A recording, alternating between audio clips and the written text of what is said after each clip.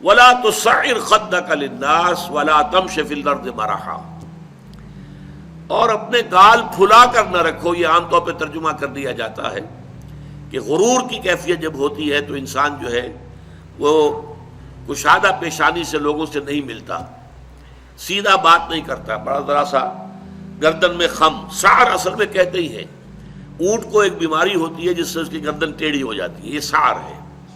تو جس کو ہم اپنی زبان میں کہتے ہیں کج روخی. ایک آدمی آپ سے بات کرنا چاہتا ہے، آپ اس سے فیس نہیں کر رہے، اسے ذرا یوں کر کے بات کر رہے ہیں، گویا کہ براہ راست اسے ایڈریس کرنا، یہ اپنے مقام سے آپ بڑا فرو سمجھتے ہیں کہ یہ تو نیچے ہے، میرا مقام بہت بلند ہے. اسی طرح یہ جو کج کولاہی ہوتی ہے، کولاہ جو ہے وہ ذرا ٹیڑھا ہو، ٹوپی جو ہے وہ ٹیڑھی ہو سر کے اوپر، تو یہ کج روخی اور کج کولاہی یہ تمام چیزیں جو ہیں یہ ولا تصعر خدک للناس. جب کسی انسان کو خیر کی توفیق مل جاتی ہے، بھلائی کی توفیق مل جاتی ہے، جب وہ فطرت کے راستے پر چل رہا ہے اور نیکی کے راستے پر چل رہا ہے، تو اب سب سے بڑا خطرہ جو اسے لاحق ہو جاتا ہے، شیطان جو ہے اس کے لیے سب سے بڑا گڑھا جو کھودتا ہے جس میں کہ وہ گرا سکتا ہے اس کو، اگر انسان جو ہے چوکس اور چوکنا نہ ہو، تو وہ یہ کہ غرور پیدا ہو جائے، زوم پیدا ہو جائے اپنی نیکی پر، اپنے تقوی پر، اپنی بھلائیوں پر، اپنی عبادت گزاری پر. اگر زوم پیدا ہو گیا and you look down upon the others، دوسروں کو آپ بنظر استحقار دیکھنے لگے، تو آپ کی ساری اچیومنٹس زیرو سے ضرب کھا کر زیرو ہو جائیں گے، gone with the wind، ختم. اس لیے یہ بہت بڑی بات ہے.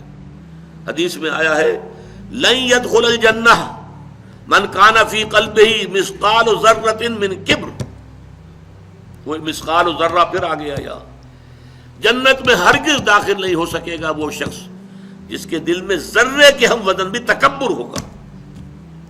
اور حدیث قدسی ہے الکبر ردائی، تکبر تو میری چادر ہے، مجھ پر راست آتی ہے. المتکبر اللہ کے ناموں میں سے ہے.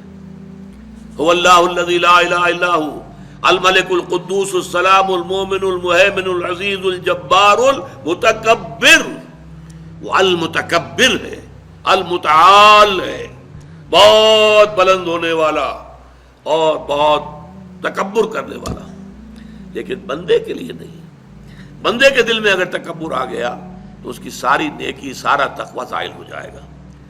ولا تصعر خدک للناس، تواضع ہونی چاہیے. شیخ سعدی نے بڑی خوبصورت اس کے لیے مثال دی ہے. درخت ہے، آم کا درخت ہے، امرود کا درخت ہے، انار کا ہے، سنترے کا ہے. جب اس پر پھل آتا ہے تو شاخیں جھک جاتی ہیں. اسی طرح انسان کو اگر اللہ تعالیٰ خیر عطا کر دے، اچھے ثمرات اس کی سیرت میں، اس کے کردار میں، اس کی شخصیت میں، علم کے اعتبار سے، کردار کے اعتبار سے بھلائیاں آ جائیں، پھل آ گیا ہے، تو اب اس کو جھک جانا چاہیے، تواضع ہونا چاہیے. اس کے بجائے اگر تکبر ہو گیا، گردن اکڑ گئی، تو معلوم ہوا کہ بس سارا اپنا کیا دھرا جو ہے وہ ضائع ہو جائے گا. ولا تصعر خدک للناس ولا تمش فی الارض مرحا، اور زمین میں اتراتے ہوئے نہ چلو. اکڑ کر چلنا، اترا کر چلنا. مرح جو ہے وہ فرح سے آگے ہے. فرح کہتے ہیں خوشی سے آپے میں نہ سمانا. وہ تو خوشی سے آپے سے باہر ہو گیا، یا وہ نہیں سما رہا تھا، وہ کوئی اور لفظ میرے ذہن میں نہیں آ رہا اس وقت. تو یہ جو اس فرح سے آگے مرح ہے، اس میں یہ ہے کہ انسان اترا کر اپنی بڑائی، اپنی خوبی کا اظہار بھی کرتا ہے. ولا تمش فی الارض مرحا. اب آپ دیکھیں گے کہ یہ مضامین جو ہیں قرآن مجید میں ان کی اہمیت کا اندازہ اس سے ہوگا. سورہ بنی اسرائیل کے 4 رکوع میں بھی آئے ہیں ولا تمش فی الارض مرحا، زمین میں اکڑ کر مت چلو، یہ وہاں بھی آیا ہے. اسی طریقے سے اور دوسرے مقامات پر سورہ الفرقان کے آخری رکوع میں بھی آیا ہے وعباد الرحمن الذین یمشون علی الارض ہونا. اللہ کے نیک بندے تو وہ ہیں جو زمین پر چلتے ہیں تو آہستگی کے ساتھ چلتے ہیں. وہ زور سے قدم مار کر نہیں چلتے، گردن اکڑ کر نہیں چلتے، گردن اکڑا کر نہیں چلتے. اور گردن بھی اکڑی ہوئی ہو اور سر کے اوپر ایک جو ہے صافہ، اس کا ترا بھی جو ہے وہ بڑا اونچا کر لیا گیا، تو اس سے کیا ہوتا ہے؟ انک لن تخرق الارض ولن تبلغ الجبال طولا. تم کتنے ہی زور سے پاؤں مار کر چلو گے، ہماری زمین کو پھاڑ نہیں سکتے.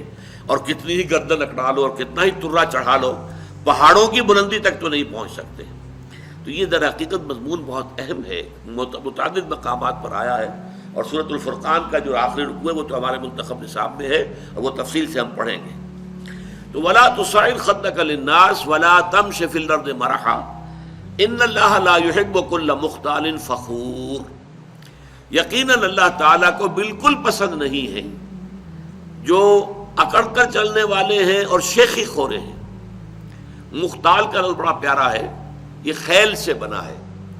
خیل جو ہے اعلیٰ نسل کا گھوڑا، بہت اونچی جس کی پیڈگری ہو، اگر آپ اس کی چال دیکھیں گے اس کی چال میں ایک تمکنت ہوتی ہے۔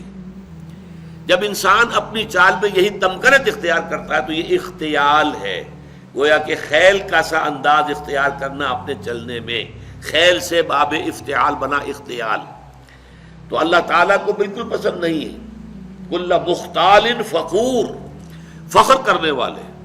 اپنی نیکیوں پر، اپنی دولت پر بھی فخر ہوتا ہے، لیکن اپنی نیکی پر بھی ہوتا ہے، اپنے علم پر بھی ہوتا ہے، اللہ بچائے، اپنی عبادت پر بھی ہوتا ہے، اللہ تعالیٰ اس سے اپنے حفظ و امان میں رکھے۔ ان اللہ لا يحب كل مختال فخور۔